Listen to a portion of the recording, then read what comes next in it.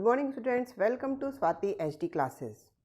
हम आज पढ़ेंगे मेटल्स एंड नॉन मेटल के पार्ट 2 में कंप्लीट करेंगे इस चैप्टर को। पहले हम इसकी काफ़ी चीज़ें पढ़ चुके हैं पहले पार्ट में। अगर आपने नहीं देखा है तो आप उसको लिंक पे जाके देखिए। फर्स्ट हम शुरुआत करते हैं कि मेटल्स और नॉन मेटल्स कैसे रिएक्ट करते हैं। सबसे पहले हम स्टार्ट करेंगे यहाँ पे how do metals and non metal reacts. ठीक है, तो उसके लिए हमको यहाँ पे सबसे पहले देखना पड़ेगा कॉन्फ़िगरेशंस, इलेक्ट्रॉनिक कॉन्फ़िगरेशन।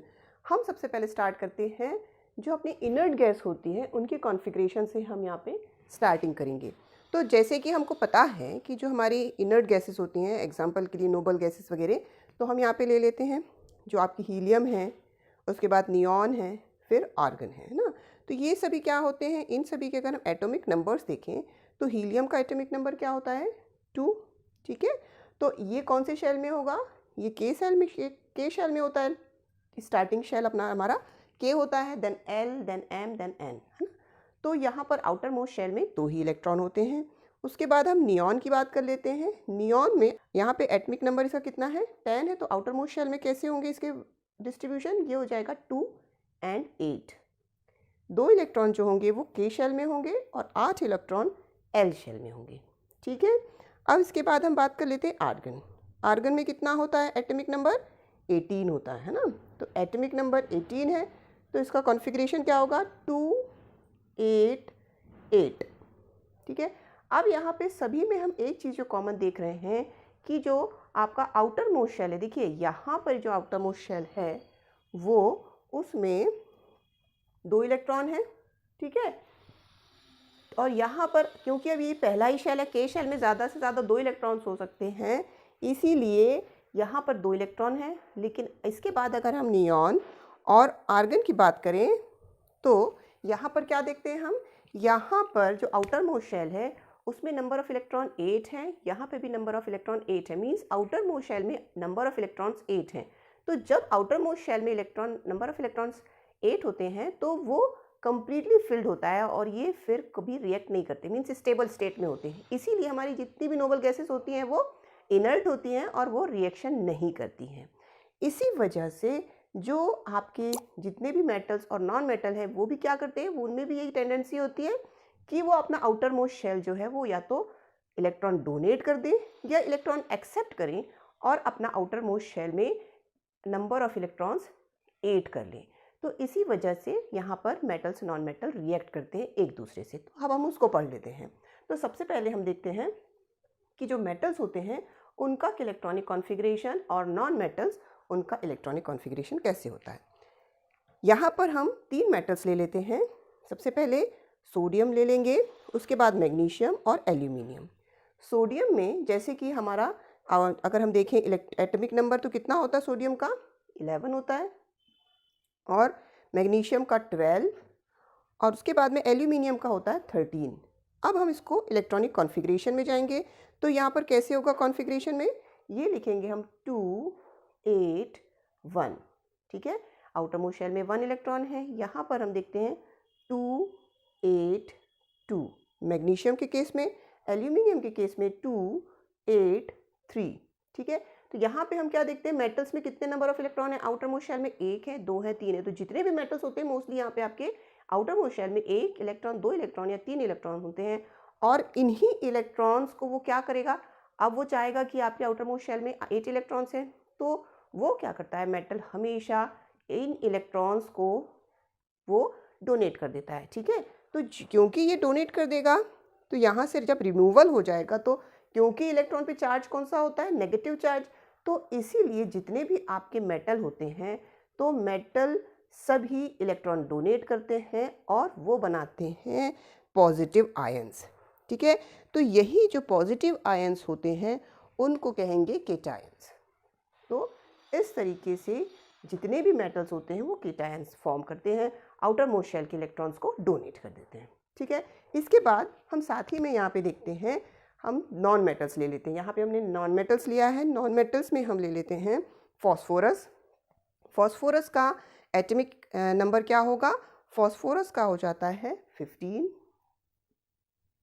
उसके बाद में हम सल्फ़र ले लेते हैं, सल्फ़र का होता है 16, और क्लोरीन ले लेते हैं, क्लोरीन का कितना होता है 17। ठीक है, तो अब इसकी इलेक्ट्रॉनिक कॉन्फ़िगरेशन भी देख लेते हैं यहाँ पे। तो क्या होगा यहाँ पे 2 8 और 2 8 के बाद में कितना बच गया 5, है ना।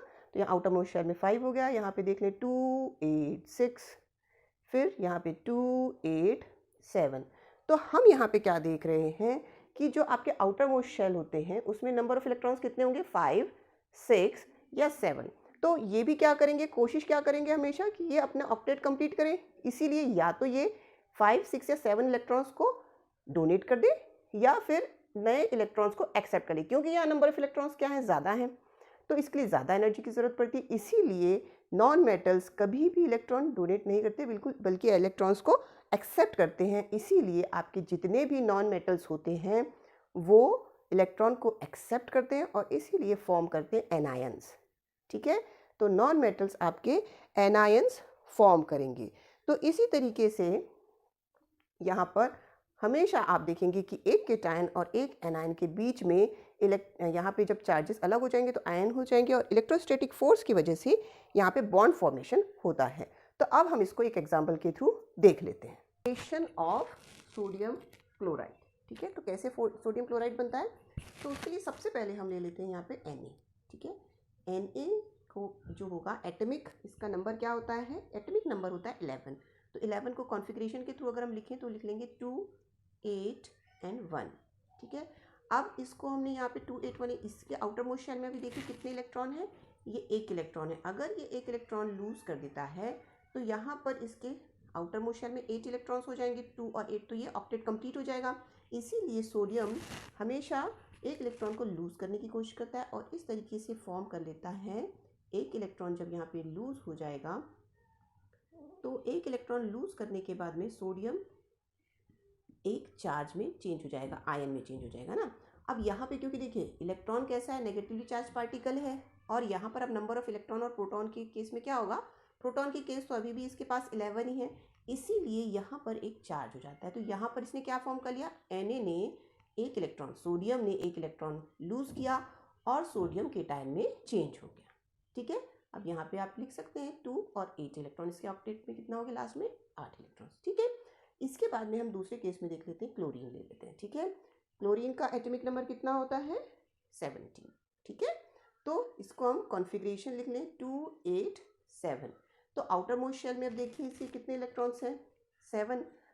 क्लोरीन क्या है, नॉन मेटल है। अब 7 इलेक्ट्रॉन लूज करना पॉसिबल नहीं होता है, तो फिर क्या करेगा, ये गेन करेगा, तो एक्सेप्ट कर लेगा ये वाला जो इलेक्ट्रॉन सोडियम ने लूज किया था, इसी को अगर ये एक्सेप्ट कर लेता है तो यहाँ पर क्या हो जाएगा, ये एक इलेक्ट्रॉन अगर एक्सेप्ट करके क्या बना लेगा, क्योंकि नेगेटिवली चार्ज पार्टिकल है, अब इलेक्ट्रॉन्स के नंबर ऑफ इलेक्ट्रॉन्स बढ़ गए हैं, इसीलिए यहाँ पे नेगेटिव चार्ज लग जाएगा।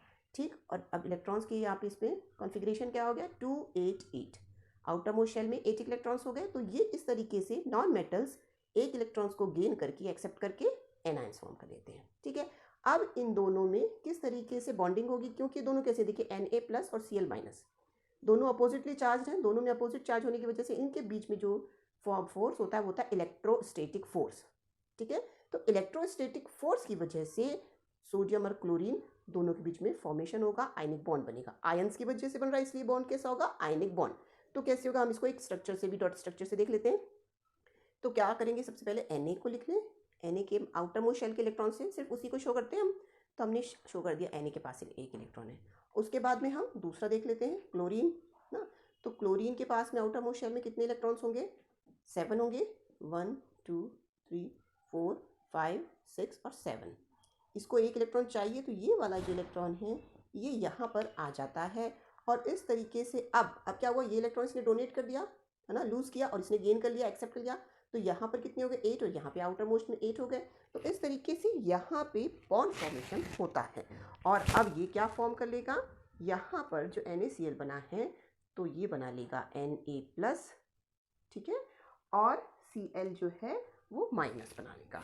तो इस तरीके से Na+ और Cl के पास अब देखिए कितने इलेक्ट्रॉन हो गए इसके पास में, पूरे 1 2 3 4 5 6, और टोटल हो गए यहाँ पे 8 इलेक्ट्रॉन्स क्लोरीन के पास कंप्लीट। तो इस तरीके से ये हुआ आपका फॉर्मेशन ऑफ NaCl।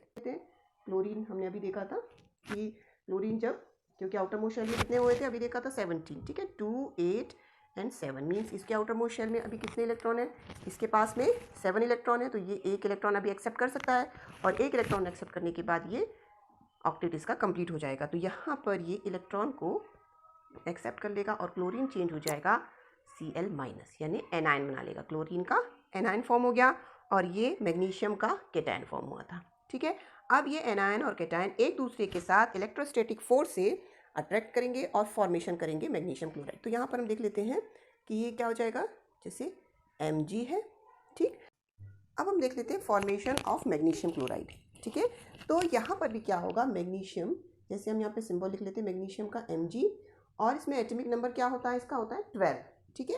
तो कॉन्फ़िगरेशन क्या हो जाएगा, 2, 8 और 2 आउटर मोस्ट शेल में, क्योंकि K, L और M है, तो M शेल में कितना हो गया यहाँ पे 2 इलेक्ट्रॉन से, जबकि 8 होने चाहिए। तो ये तो ऑक्टेट कंप्लीट नहीं कर रहा है। तो ये क्या करता है, ये जो 2 इलेक्ट्रॉन्स हैं, इन इलेक्ट्रॉन्स को लूज़ कर देगा। अगर ये लूज़ कर देगा तो ये क्या फॉर्म कर लेगा, देखिए अब यहाँ पर क्योंकि आउटर मोस्ट शेल पे 2 इलेक्ट्रॉन्स थे, इसीलिए जब मैग्नीशियम होगा ये दोनों ही आयंस को लूज़ कर देगा। तो दोनों इलेक्ट्रॉन्स जब लूज़ हो जाएंगे आपके, तो फिर क्या होगा यहाँ पर, अब क्योंकि एक इलेक्ट्रॉन जैसे सोडियम में गया था तो क्या होता, एक चार्ज लगा था। अब यहाँ पर क्योंकि 2 इलेक्ट्रॉन्स है ना, 2 इलेक्ट्रॉन्स निकल रहे हैं, तो 2 पॉजिटिव चार्ज हो जाएंगे, और ये इलेक्ट्रॉन्स कितने हैं, 2 इलेक्ट्रॉन्स आपके निकले। तो इस तरीके से जब भी आपके किसी भी मेटल में एक आपका इलेक्ट्रॉन लूज होगा तो 1 प्लस चार्ज लगेगा, 2 इलेक्ट्रॉन लूज होंगे तो 2 प्लस चार्ज लगेंगे, ठीक है। तो इस तरीके से यहाँ पे 2 प्लस चार्ज लग गए। फिर हम दूसरा सेम अभी हमने देखा था क्लोरीन के केस में, है ना। तो क्लोरीन में क्या हुआ था, Cl, वैसे ही हम फिर से ले लें। अब ये Mg के पास आउटर मोस्ट शेल में कितने इलेक्ट्रॉन है, 2 इलेक्ट्रॉन है। तो ये 2 इलेक्ट्रॉन अब क्या करेगा, यहाँ पर ये इस तरीके से क्लोरीन के साथ रिएक्ट करेगा कि अब यहाँ पे क्योंकि एक क्लोरीन सिर्फ एक ही इलेक्ट्रॉन ले सकता है, तो अब हमको यहाँ पे 2 क्लोरीन लेने होंगे। तो ये 2 क्लोरीन होंगे, दोनों क्लोरीन के पास में कितने होते हैं आउटर मोस्ट शेल में, 7 हो जाएंगे, 4, 5, 6 और एक 7, 1, 2, 3, 4, 5, 6 और एक 7। तो ये वाला जो इलेक्ट्रॉन है ये यहाँ चला जाएगा, और ये वाला जो इलेक्ट्रॉन है ये यहाँ चला जाएगा, और इस तरीके से यहाँ पे आपका बॉन्ड बनेगा। ये जो बॉन्ड बनेगा और यहाँ जो कंपाउंड फॉर्म होगा that will be ionic compound, ठीक है। तो ये क्या हो जाएंगे, आयनिक कंपाउंड फॉर्म करते हैं, क्योंकि इनके बीच में इलेक्ट्रोस्टैटिक फोर्स होता है और आयंस की वजह से बन रहा है। तो ये आयन कंपाउंड कैसे बनेंगे, आयनिक कंपाउंड। अब हम इसको लिख लेते हैं। तो कैसे लिखेंगे, मैग्नीशियम को Mg, इसके पहले अभी हमने NaCl भी लिखा था, है ना। तो Mg के ऊपर देखिए, क्योंकि यहाँ पे चार्ज कितने इलेक्ट्रॉन्स ने लूज किया है, 2, तो इसीलिए 2 प्लस चार्ज लग जाता है। और क्लोरीन के पास में क्योंकि यहाँ पे अभी इसके यहाँ पर देखेंगे, अब यहाँ पे क्या कर लेंगे, क्योंकि 2 आपको चाहिए, MgCl2 चाहिए है, तो यहाँ पर इस तरीके से Cl लिख लेंगे और Cl के ऊपर हम चार्ज लगा देंगे।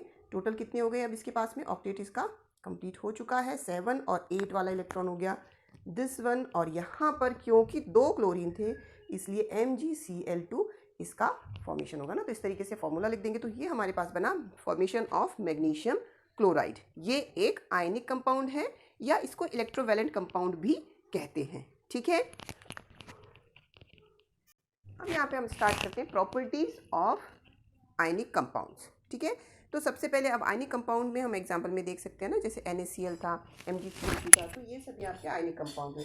सबसे पहली जो फिजिकल प्रॉपर्टी होती है, हम उसकी बात करते हैं फिजिकल नेचर।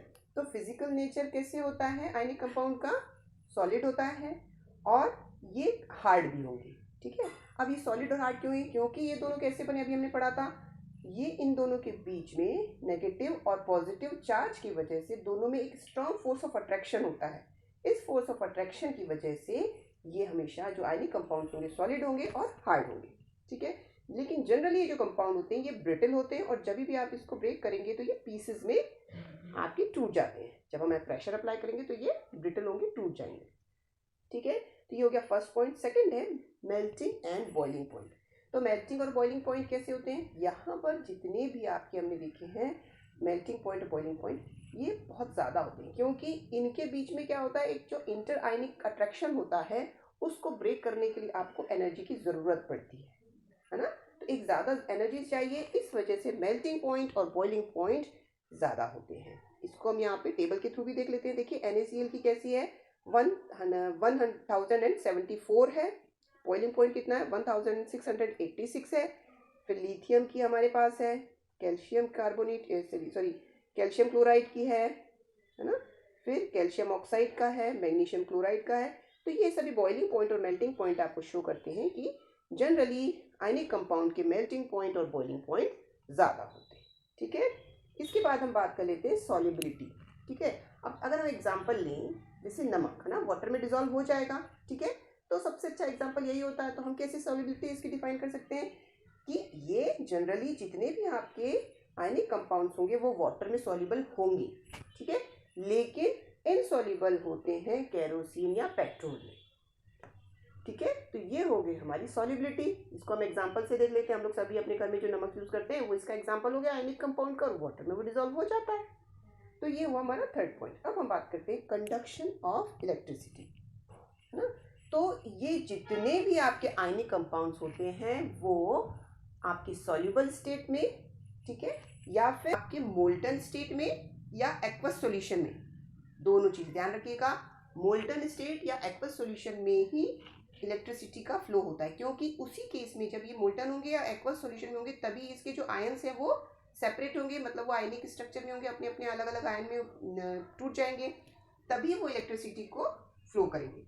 लेकिन अगर आयनिक कंपाउंड आपके सॉलिड स्टेट में है तो फिर वो इलेक्ट्रिसिटी पास नहीं करते हैं, वो कंडक्ट नहीं करते इलेक्ट्रिसिटी, क्योंकि ऐसे केस में उनके जो पार्टिकल्स हैं, है ना, चार्ज पार्टिकल आपको जो जरूरत होती है वो आपके अवेलेबल नहीं होते। इसीलिए सॉलिड के में सॉलिड फॉर्म में आयंस कंडक्टिविटी इलेक्ट्रिसिटी की शो नहीं करते। ठीक है, हम यहाँ पे पढ़ेंगे अकरेंस ऑफ मेटल। ठीक है, तो जो भी हमारे जितने भी मेटल हम देखते हैं सभी मेटल मिलेंगे कहाँ से, अर्थ से मिलते हैं। और ये जो अर्थ से मिलते हैं या फिर सी वाटर से मिलेंगे, तो इनको तो जो हम दो नेचर में मिलते हैं वो होता है या तो नेटिव स्टेट में मिलेंगे या फिर कंबाइंड स्टेट में। नेटिव स्टेट को फ्री स्टेट भी कहते हैं। ठीक है, मतलब ये बहुत ही लेस रिएक्टिव, जैसे कि गोल्ड, सिल्वर, प्लेटिनम, है ना, तो ये सभी हमको फ्री स्टेट में मिलते हैं, इनको कहा जाता है नेटिव मेटल्स। लेकिन मोस्ट ऑफ द एटम्स जो होंगे, एलिमेंट्स होंगे, जितने भी मेटल्स होंगे, तो वो मेटल कैसे करते हैं, वो कंपाउंड फॉर्म में मिलते हैं और यूजुअली वो oxide, sulphide, carbonate, phosphate, halides, इन तरीके के फॉर्म्स में मिलते हैं, तो इसको कहा जाता है कंबाइंड स्टेट। ठीक है, तो दो तरीके से मिलेंगे, नेटिव स्टेट में या कंबाइंड स्टेट में। अब हम पढ़ते हैं मिनरल्स। ठीक है, तो यही जो हमने अभी पढ़ा, मिनरल्स कैसे होंगे, जो आपके मेटल्स होंगे कंबाइंड स्टेट में मिलते हैं उनको कहा जाता है मिनरल्स। ठीक है, तो ऐसे मेटल्स जो भी कंबाइंड स्टेट में मिलेंगे उनको कहेंगे मिनरल। ठीक है, अब मिनरल के बाद हम दूसरा देखते हैं ओर्स। ठीक है, ओर्स क्या होता है, जब आप जब बहुत ज़्यादा मात्रा में एक जगह से आपको मिनरल्स मिलते हैं और वो मिनरल्स आपके लिए जब आप उसको एक्सट्रैक्ट करते हैं तो उससे आपको क्या होता है, इकोनॉमिकली सूटेबल होगा, आपको फ़ायदा होगा उससे, तो उनको कहा जाएगा ओर्स। ठीक, तो नेचुरली अकरिंग मिनरल्स को जो कमर्शियली सूटेबल होगा उनको कहा जाता है ओर्स। तो यहाँ पर हमारा शुरू होता है। इसके बाद हम पढ़ेंगे extraction of metal. Extraction of ores, तो ये जितने भी मेटल्स होते हैं जब उनको उनके ओर से एक्सट्रैक्ट किया जाता है यानी प्राप्त किया जाता है, उसको कहा जाएगा एक्सट्रैक्शन ऑफ मेटल। ठीक है, इसमें अलग अलग मेथड्स जो होती हैं वो यूज़ की जाती है एक्सट्रैक्शन के लिए। इनमें तीन प्रोसेसेस होती हैं, पहला कंसंट्रेशन ऑफ ओर, दूसरा कन्वर्शन ऑफ कंसंट्रेटेड ओर और तीसरा रिफाइनिंग।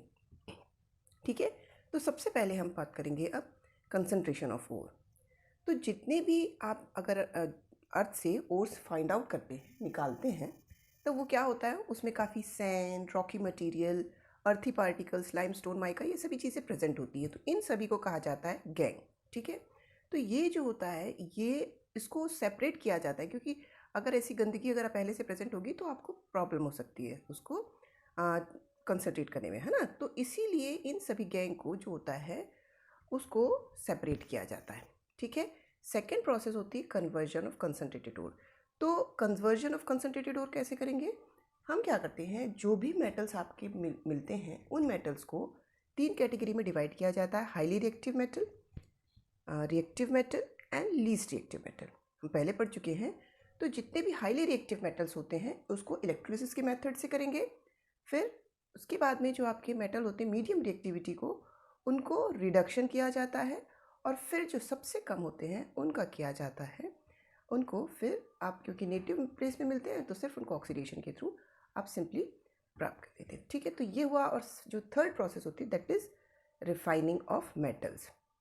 तो उसके लिए हम क्या करते हैं, रिफाइनिंग मीन्स प्यूरिफाई किया जाता है। तो अब इन स्टेप्स को हम स्टेप बाय स्टेप देखेंगे। ओके, अब हम देखेंगे extraction metals low in activity series. तो जितने भी मेटल एक्टिविटी सीरीज में नीचे आते हैं क्योंकि वो क्या होते हैं, अनरिएक्टिव होते हैं, तो उनको हम कैसे करेंगे, तो एकदम ईजी होता है ये। जितने भी ऑक्साइड्स होते हैं उनको उनके मेटल से सिर्फ आप हीटिंग करेंगे तो वो रिड्यूस हो जाएंगे। सिर्फ सिंपली हीट करना होता है। ठीक है, जैसे हम एग्जांपल ले लेते हैं सिनेबार का। सिनेबार क्या होता है, HgS, है ना। तो ये HgS जो होता है, जब आप उसको हीट कराते हैं, अब हीट कराएंगे, अगर ऑक्सीजन वहाँ पे है तो वहाँ पर जब आप हीट कराते हैं तो सबसे पहले क्या होगा, ये जो आपका HgS है ये चेंज हो जाएगा मर्क्यूरिक ऑक्साइड में हीट कराने पर। ठीक है, जब आपने हीट कराई इसको तो ये मर्क्यूरिक ऑक्साइड बने HgO में चेंज हो जाएगा। और ये HgO जो आपको मिला है, जब इसको फर्दर हीट कराएंगे आप तो यहाँ पर ये चेंज हो जाएगा मरकरी में। ठीक है, तो इस तरीके से ये रिएक्शन आपकी होती है। अब देखिए यहाँ पर मर्क्यूरिक ऑक्साइड बन गया है। ये मर्क्यूरिक ऑक्साइड आप जब उसको फर्दर हीटिंग कराएंगे, ठीक है, यहाँ पर जब फर्दर आप हीट कराते हैं तो आपको मिल जाता है मरकरी। ठीक, तो ये आपकी प्रोसेस हो जाती है, एकदम सिंपल होती है, इसमें आपको कोई भी ज़्यादा एफर्ट्स लेने की ज़रूरत नहीं होगी। ओके, यहाँ पर अब एक और एग्जांपल अगर हम चाहें तो हम वो भी ले सकते हैं। देखिए कॉपर भी क्या होता है, कॉपर भी रिएक्टिव है ना, काफ़ी कम रिएक्शन करता है, हम पहले भी देख चुके हैं। तो क्या होगा वहाँ पर, कॉपर जब रिएक्ट करेगा, कॉपर भी कैसे, देखिए यहाँ पे सल्फर के रूप में मिला है ना, तो कॉपर भी क्या करता है, क्यूप्रस सल्फाइड के रूप में मिलेगा। तो ये Cu2S सल्फर है, फिर हम उसको सेम ऐसे ही ऑक्सीजन से रिएक्ट करवाएंगे। तो हीटिंग करने पर ये भी पहले क्या बना लेगा, ऑक्साइड बना लेगा, 2CuO बना लेगा, और उसके बाद में ये आपके मिल जाता है, आपको सेम रिएक्शन होगी, कोई चेंज नहीं है इसमें ना। दोनों में देखिए क्या फ़र्क है, कोई फ़र्क नहीं है। ओके,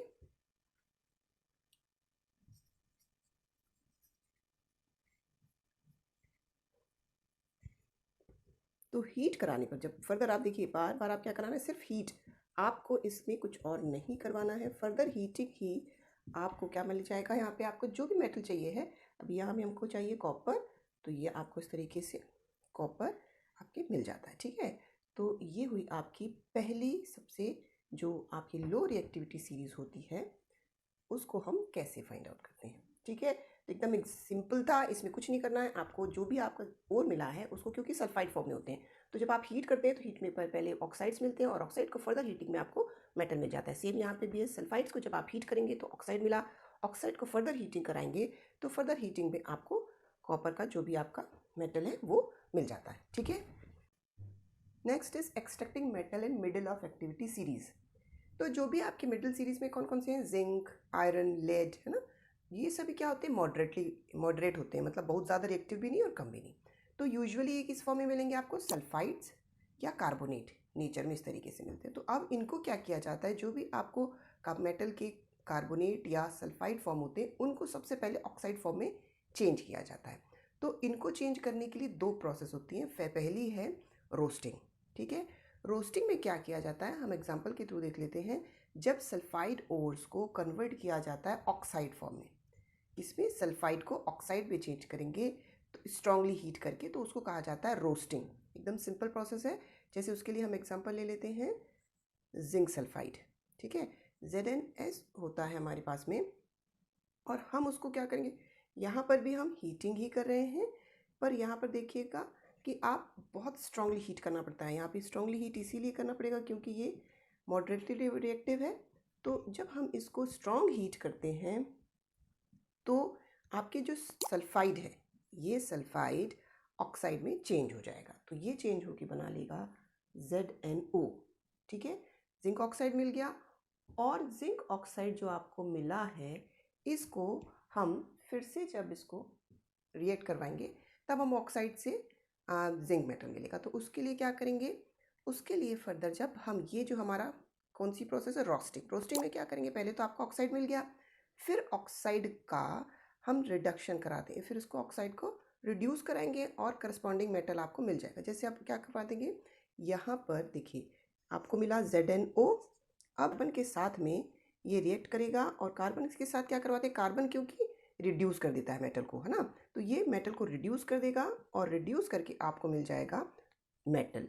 तो इस तरीके से आपको मेटल फॉर्म हो जाता है यहाँ पे। तो ये एक प्रोसेस हो गई जिसमें सल्फाइड्स को स्ट्रांगली हीट किया जाता है तो आपके जिंक ऑक्साइड या मेटल ऑक्साइड मिलता है। मेटल ऑक्साइड को आप कार्बन के साथ रिड्यूस करते हैं तब आपको वहाँ पे मिलता है मेटल। तो ये प्रोसेस कहलाती है रोस्टिंग। ओके, तो ये हो गई हमारी प्रोसेस रोस्टिंग। इसके बाद में हम सेकंड प्रोसेस के लिए जाते हैं और वो है कैल्सिनेशन। ठीक है, जैसे क्या होता है कैल्सिनेशन में, हम क्या देखेंगे कैल्सिनेशन में। अब यहाँ पे हमने यूज़ किया था सेम कार्बन वैसा ही होगा, बस फ़र्क हो जाता है कि यहाँ पे लिमिटेड एयर भी यूज़ करेंगे। ठीक है, अगर वहाँ पे अगर आपको सल्फ़र का मिला है तब तो आप स्ट्रांगली हीट करेंगे, लेकिन एक्सेस ऑफ एयर में, है ना। अब यहाँ पे क्या करेंगे, जब कैल्सिनेशन मीन्स अगर वो जिंक ही है और जिंक आपको कार्बन, है ना, यहाँ पे क्या होगा कार्बोनेट फॉर्म में मिलेगा, सल्फेट में नहीं, सल्फ़र में नहीं होगा। तब हम यहाँ पे क्या करेंगे कि इसको स्ट्रांगली हीट करेंगे लेकिन लिमिटेड एयर में। ठीक है, जब हम इसको स्ट्रांगली हीट करेंगे लिमिटेड एयर में तो आपका कार्बोनेट चेंज हो जाएगा ऑक्साइड में। इसको क्या जाते हैं, देखिए कैल्शियम से रिलेट करके हम क्या कर सकते हैं, कैल्सिनेशन। ठीक है, तो यहाँ पर कैल्सिनेशन हो जाता है और आपको फिर क्या मिला, आपको सिर्फ देखिए ऑक्साइड मिल गया है। तो इस तरीके से ऑक्साइड जो आपको मिलता है दैट इज़ कॉल्ड कैल्सिनेशन। फिर हमको जो भी मिला है यहाँ पे उसको हम फिर फर्दर जैसे अभी कार्बन से करवाया था सेम वैसे ही करवाते हैं कि इस जो ऑक्साइड है ऑक्साइड की रिएक्शन फिर हम कार्बन से करवाएंगे और कार्बन से करवाने के बाद में हमको फिर से मिल जाएगा मेटल। तो दोनों ही केस में जो भी कैल्सिनेशन होगा और रोस्टिंग होगी दोनों में हम सेम कार्बन से यहाँ पर रिडक्शन करवाते हैं क्योंकि कार्बन ज़्यादा रिएक्टिव होता है, तो इसीलिए कार्बन जिंक को डिस्प्लेस कर देगा। ठीक है, तो ना यहाँ पे हमको मिलता है जिंक आपका मेटल। तो इस तरीके से जिंक आपका या कोई भी आपको जो भी मेटल है मिडिल रिएक्टिविटी सीरीज़ में वो आपको मिल जाता है। ओके, अभी हमने देखा था कि जो भी आपको कैल्सिनेशन और रोस्टिंग के थ्रू आपको ऑक्साइड्स मिले थे उनको हमने क्या करवाया था, कार्बन से रिड्यूस कराया था। लेकिन जो हाईली रिएक्टिव मेटल्स होते हैं जैसे कि सोडियम, कैल्शियम, मैग्नीशियम, उनको भी as a reducing agent use किया जाता है। तब फिर वहाँ पे क्या करते हैं कि ये जो रिड्यूसिंग मेटल्स होते हैं वो लोअर रिएक्टिविटी के कंपाउंड्स, क्योंकि अब जो भी लोअर रिएक्टिविटी होगा उसको डिस्प्लेस कर देंगे। तो इस तरीके से फॉर एग्जांपल हम ले लेते हैं, यदि हमको मैग्नीशियम ऑक्साइड मिला है MnO2 है, तो कार्बन की जगह हम अब क्या यूज़ करेंगे, यहाँ पे कार्बन की जगह हम कोई भी हाईली रिएक्टिव मेटल ले सकते हैं इससे ज़्यादा, है ना, इससे ज़्यादा होना चाहिए। तो यहाँ पर क्या हमने एल्यूमिनियम ले लिया। अगर हम एल्यूमिनियम ले लेते हैं तो ये एल्यूमिनियम क्या करेगा, यहाँ पर इसके पहले हम पढ़ चुके हैं डिस्प्लेसमेंट रिएक्शन, है ना, तो हाईली रिएक्टिव जो भी मेटल होता है वो लो रिएक्टिविटी मेटल को डिस्प्लेस कर देगा। तो ये हाईली रिएक्टिव है इससे तो डिस्प्लेस कर देगा। अब क्या हो जाएगा, यहाँ पे आपको मेटल जो भी चाहिए है वो इस तरीके से मैग्नीशियम मिलकर आपको मिल जाता है और साथ में आपके फॉर्म होता है Al2O3। तो ये जो प्रोसेस होती है ये प्रोसेस भी करवाई जाती है। अब इसी तरीके से एक और आपने देखा हुआ है जब मेटल को, क्योंकि ये प्रोसेस कैसी हीट इवॉल्व हो रही है, एक्सोथर्मिक रिएक्शन है, तो एक्सोथर्मिक रिएक्शन में बहुत ज़्यादा मात्रा में यहाँ पे आपको हीट निकलती है। जो मेथड होती है डिस्प्लेसमेंट रिएक्शन की बहुत ही एक्सोथर्मिक होती है। ठीक है, इसमें इतनी ज़्यादा मात्रा में हीट इवॉल्व होती है कि मेटल जो होते हैं वो आपके लिक्विड फॉर्म में आपको मिलते हैं, मोल्टन स्टेट में। ठीक है, तो उसके लिए क्या किया जाता है, जो आप रेलवे ट्रैक्स होते हैं उनमें अगर क्रैक हो जाए या कोई जोड़ना हो तभी आप एक प्रोसेस का यूज़ करते हैं। उसमें क्या करेंगे, आयरन ऑक्साइड, है ना, जो आपका आयरन ऑक्साइड होता है उसको आप रिएक्ट करवाया जाता है एल्यूमिनियम के साथ में।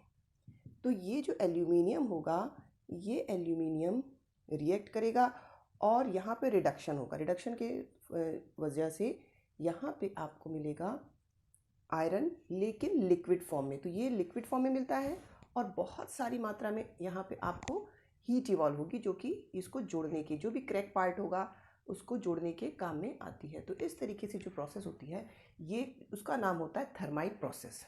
ठीक है, तो थर्माइट प्रोसेस जो होती है वो रेलवे ट्रैक को जोड़ने के काम में आती है। तो इन प्रोसेसेस में आपको इस तरीके से करवाया जाता है, आयरन ऑक्साइड की रिएक्शन करवाई जाती है एल्यूमिनियम के साथ में ताकि आयरन जो है लिक्विड फॉर्म में मिले और हीट इवॉल्व होती है, इसको कहते हैं थर्माइट प्रोसेस।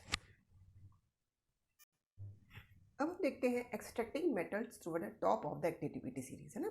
तो जो एकदम टॉप में होते हैं वो मेटल हाईली रिएक्टिव होते हैं, ठीक है। तो इनको अब हम जैसे हमने पिछली बार किया था कि कार्बन से रिएक्ट करवा के हम उसको मिल जाएगा कोई भी आपको कंपाउंड, तो ऐसे नहीं होता है। क्योंकि क्या होता है, जैसे हम यहाँ पर देखें सोडियम, मैग्नीशियम, एल्यूमिनियम, ये बहुत रिएक्टिव मेटल होते हैं और इनकी एफिनिटी ऑक्सीजन से कार्बन की कंपेरेटिवली ज़्यादा होती है, तो ये कार्बन से रिएक्ट नहीं करेंगे, तो ये डिस्प्लेस ही नहीं करते हैं। तो इसीलिए यहाँ पे जो रिएक्शन यूज़ की जाती है वो होता है बाय इलेक्ट्रोलिटिक रिडक्शन, ठीक है। तो इलेक्ट्रोलिटिक रिडक्शन के थ्रू जो भी टॉप की एक्टिविटी सीरीज़ के मेटल होते हैं जैसे सोडियम, मैग्नीशियम, उन सभी का इलेक्ट्रोलिसिस करवाया जाता है। और मोल्टन जब आपको करवाएंगे तब आपको जो भी आपका कैथोड होता है ना, तो कैथोड में आपको नेगेटिवली चार्ज, अब कैथोड मीन्स क्या होता है, नेगेटिवली चार्ज इलेक्ट्रोड। तो नेगेटिवली चार्ज जो इलेक्ट्रोड होता है वहाँ पे आपको मिलेगा सोडियम, है ना। जैसे एग्जांपल के लिए हम सोडियम की बात कर लेते हैं, तो एट कैथोड आपको क्या मिल जाता है, Na। अब क्योंकि कैथोड क्या है, कैथोड नेगेटिवली चार्ज इलेक्ट्रोड होता है, तो यहाँ पर आपको मिलेगा Na+, ठीक है। तो इस तरीके से ये इलेक्ट्रॉन लूज कर देगा और आपको मिलेगा सोडियम जो आपको मेटल चाहिए था, ठीक है। एनोड पे क्या होगा, एनोड पे आपको क्लोरीन मिलेगा। एनोड क्या है, पॉजिटिवली चार्ज इलेक्ट्रोड होता है, तो यहाँ पर एनोड पे आपको मिलेगा क्लोरीन, ठीक है। तो इस तरीके से हम जो हाईली रिएक्टिव मेटल्स होते हैं उनको इलेक्ट्रोलिसिस की प्रोसेस के थ्रू प्राप्त करते हैं। तो ये हो गई हमारी, अब हमको क्या हो गया, यहाँ पे मेटल तो मिल गया है, ठीक है। जितने भी मेटल मिले हैं वो बहुत प्योर नहीं होते हैं, तो उसके लिए हम नेक्स्ट प्रोसेस यूज़ करेंगे और वो होती है रिफाइनिंग, ठीक है। तो अब ये रिफाइनिंग कैसे कराई जाएगी, तो रिफाइनिंग ऑफ मेटल मतलब जो भी हमको अभी तक जितने भी तीनों प्रोसेसेस से हमको जो भी रिडक्शन के थ्रू मिली थी वो मेटल प्योर नहीं है, तो उनकी इम्प्योरिटी को, ठीक है, जितनी भी इम्प्योरिटी मिली है अब उनमें जो इम्प्योरिटी रह गई है तो उसको हम रिफाइन करते हैं, मीन्स और प्योर करते हैं। तो इसके लिए किया जाता है इलेक्ट्रोलिटिक रिफाइनिंग। अब इलेक्ट्रोलिटिक रिफाइनिंग कैसे होगी, तो इसमें क्या कर लेते हैं, देखिए यहाँ पे आपको एक डायग्राम भी मिल रहा है। इस डायग्राम में क्या है, कॉपर, जिंक, टिन, निकल, सिल्वर, गोल्ड, इन सभी को यहाँ रिफाइनिंग की जाएगी। इस प्रोसेस में जो भी इम्प्योर मेटल है, ठीक है, तो इम्प्योर मेटल का क्या लेंगे हम यहाँ पे, वहाँ पर इम्प्योर मेटल का एनोड बना दिया जाता है और एक पतली सी स्ट्रिप लगा दी जाती है प्योर मेटल की। और सॉल्यूशन जो होता है वो भी मेटल सॉल्ट का बना होता है, उसको कहते हैं इलेक्ट्रोलाइट, ठीक है। अब इस एपरेटस को जब हम देखते हैं तो जब हम करंट पास करते हैं तो करंट पास करने पर जो प्योर मेटल होता है वो आपका, अब हमने एनोड क्या लिया है इम्प्योर मेटल का, तो उसमें से जो इम्प्योर मेटल में यानी एनोड में से जितना भी प्योर मेटल होगा वो डिज़ोल्व हो जाएगा और इलेक्ट्रोलाइट बन जाएगा।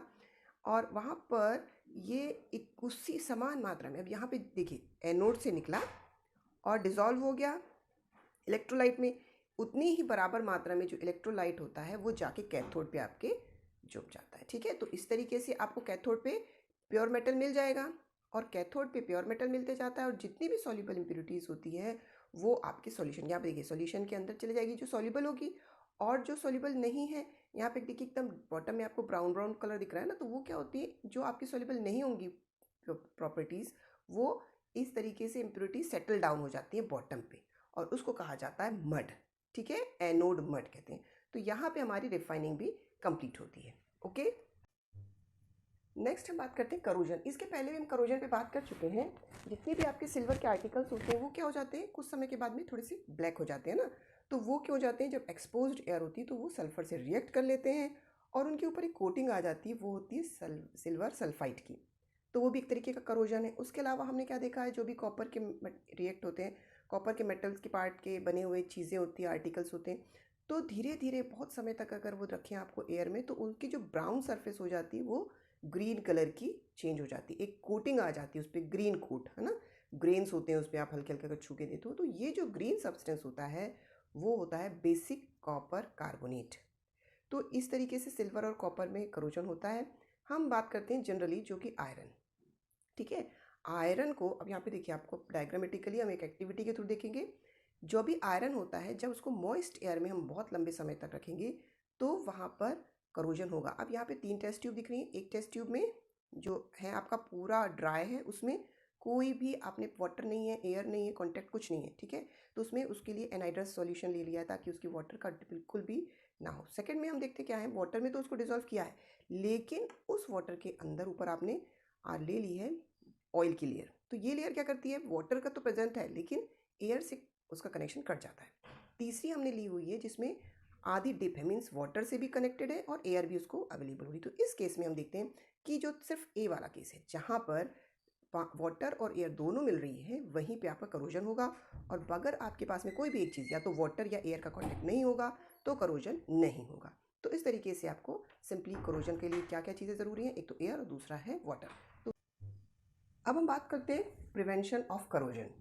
तो प्रिवेंशन ऑफ करोजन के लिए बहुत सारे तरीके अपनाए जाते हैं, जैसे पेंटिंग हम लोग देखते हैं ना, पेंटिंग कर दी जाती है, oiling, greasing, galvanisation, chrome plating, anodising और मेकिंग अलॉयज।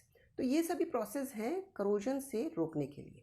ठीक है, तो अब हम सबसे पहले यहाँ पे जो इम्पोर्टेंट है दो प्रोसेसेस को पढ़ेंगे। First is galvanisation. गैल्वेनाइजेशन एक प्रोसेस होती है जिसमें स्टील और आयरन को रस्टिंग से बचाने के लिए उसमें क्या की जाती है, एक thin layer of zinc. Zinc की जब आप थिन लेयर उस पर कोटेड कर देते हैं तो जितने भी आपके आर्टिकल्स हैं, अगर कभी मान लीजिए वो लेयर ब्रोक भी हो जाती है तो भी वहाँ पर करोजन नहीं होता है। ठीक है, तो दैट इज गैल्वेनाइजेशन, जिंक की कोटिंग होगी। ओके, सेकंड है अलॉइंग। अलॉइंग बहुत ही अच्छी मेथड होती है, जैसे हम अभी देख रहे हैं। पहले क्या होता था, देखिए जो भी आयरन होता है, प्योर आयरन एक तो यूज़ नहीं किया जाता क्योंकि वो क्या होता है, बहुत ही सॉफ्ट होता है। तो उसमें कुछ मात्रा में कार्बन यानी 0.5% कार्बन का जो अमाउंट होता है वो मिक्स कर दिया जाता है, जिससे क्या हो जाएगा, ये हार्ड हो जाता है। उसके अलावा जो अब अलॉइंग की जा रही है तो हार्ड होने के बाद उसके मटेरियल बनाते हैं। लेकिन मेन अगर हम देखें अब जो हमको दिखता है स्टेनलेस स्टील। स्टेनलेस स्टील कैसे बनता है, जब आयरन में निकिल और क्रोमियम, ठीक है, निकिल और क्रोमियम मिला दिया जाता है तो ये हार्ड तो होते ही हैं, साथ में इसमें रस्टिंग नहीं लगती है। तो इस वजह से इस तरीके से करवाने से जो भी मेटल होता है उसकी प्रॉपर्टी चेंज हो जाती है, तो उसको कहेंगे अलॉइंग। तो यहाँ पर सबसे पहले हम देख लेते हैं अलॉइंग होती क्या है। तो अलॉइंग क्या है, जब भी कोई भी मेटल हो या नॉन मेटल है किसी को ऐड कर दिया जाता है। ठीक है, तो जब भी एक alloy is a homogeneous mixture, एक होमोजीनियस मिक्सचर होता है दो या ज़्यादा मेटल का या दो, एक मेटल और एक नॉन मेटल का। तो इसको कैसे किया जाएगा, पहले इसको प्रिपेयर किया जाता है, मेल्टिंग की जाती है प्राइमरी मेटल की, और फिर उसमें डिजोल्व किया जाता है दूसरा जो भी एलिमेंट है उसको डेफिनेट प्रपोर्शन में, और फिर उसको रूम टेम्परेचर पे ठंडा किया जाता है। तो इस तरीके से अलॉइंग प्रोसेस होती है। ठीक है, अब यहाँ पर हम कुछ और देख लेते हैं, जैसे अलॉय सबसे इम्पोर्टेंट है यहाँ पर। जैसे हम देखते हैं अगर कभी भी मरकरी मेटल के रूप में मिली है तो उस अलॉय को कहा जाएगा अमलगम।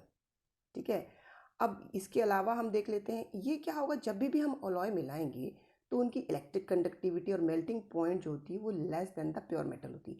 जो प्योर मेटल की कंडक्टिविटी होगी वो ज़्यादा होगी और जो भी अलॉय की होगी वो कम हो जाएगी। इसके एग्जाम्पल के लिए हम देख लेते हैं, जैसे ब्रास। ब्रास क्या होता है, ब्रास होता है आपका कॉपर और जिंक। ठीक है, कॉपर और में जब आप जिंक मिला देते हैं तो आपको मिलता है ब्रास। ठीक है, तो ये क्या होगा, अब ये जो मिल गया आपका, इसकी इलेक्ट्रिसिटी कंडक्टिविटी अच्छी नहीं होती है, they are not good conductors of electricity. जबकि कॉपर का यूज़ किया जाता है, ये तो गुड कंडक्टर होता है, वायर्स में इसका यूज़ किया जाता है तो इसकी प्रॉपर्टी चेंज हो गई। ठीक इसी तरीके से अगर हम ब्रॉन्ज की बात करते हैं तो ब्रॉन्ज क्या होता है, ब्रॉन्ज एक अलॉय है जो कि कॉपर और टिन है ना, तो ब्रॉन्ज कॉपर और टिन से मिलके बना हुआ होता है, ये भी गुड कंडक्टर नहीं होते हैं। तो इस तरीके से आप देख लेते हैं कि अलॉय का फॉर्मेशन किया जाता है। इसके बाद हम बात कर लेते हैं, एक और आपको मिलता है दैट इज सोल्डर। आपने सुना होगा एक अलॉय होता है लेड और टिन का। ठीक है, तो सोल्डर क्या करता है, जब भी आप वेल्डिंग वगैरह करते हैं ना तो सोल्डर के लिए आप यूज़ किया जाएगा Pb+Sn। तो ये एक अलॉय जो होता है लेड प्लस टिन, तो लेड प्लस टिन को कहा जाता है सोल्डर। और ये जो अलॉय है इसका मेल्टिंग पॉइंट बहुत ही कम होता है, लो मेल्टिंग पॉइंट होगा, इसलिए इसका यूज़ वेल्डिंग इलेक्ट्रिक वायर्स में किया जाता है। ठीक है, तो ये हमारा होता है टॉपिक कंप्लीट। होपफुली आपके समझ में आया होगा। अगला टॉपिक हम पढ़ेंगे, तो अगर आपको ये टॉपिक पसंद आता है तो प्लीज़ लाइक करिए, सब्सक्राइब करिए और ज़्यादा से ज़्यादा शेयर करिए। Thank you for watching.